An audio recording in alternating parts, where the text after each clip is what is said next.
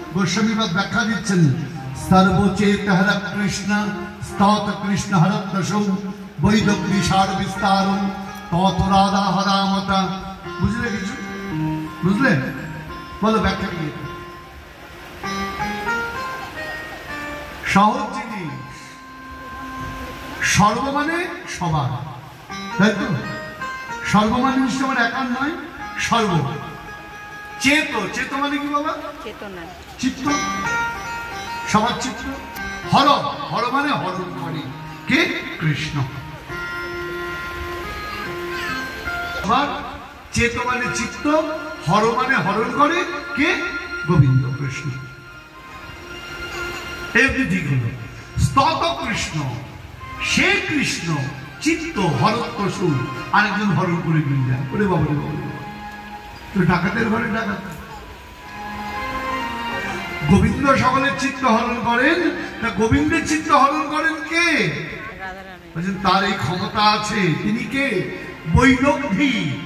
বৈদগ্ধি মানে বিদগ্ধ, বিদগ্ধকে বৈদগ্ধি বলা হচ্ছে। অর্থাৎ যার দগ্ধ মানে আগুন, আগুনে যে পড়েছে। কোন আগুনে? জ্ঞানের আগুনে। বাবা ওই গ্যাসের আগুনে কথা বলা, জ্ঞানের আগুনে, জ্ঞান যার ভেতরে রয়েছে, বৈদগ্ধি। হ্যাঁ, বিশেষ রূপে কৃষ্ণ বশীকরণ জ্ঞান রয়েছে। বৈদগ্ধি সার বিস্তারও, যার এই জ্ঞান আছে তিনি কে? তত রাধা হরামতা, তিনি হলেন রাধা রানী। তাকেই বলা হচ্ছে সম্বোধনে হে হরে, তারই নাম হরে কৃষ্ণ। অর্থাৎ প্রথমে কি বলা হচ্ছে? রাধা, তার নামে। আচ্ছা, 8টা হরে কেন? তাহলে রাধা রানী যদি হরেই হয়, তাহলে একবার বলে তুমি যেত হরে কৃষ্ণ রাম।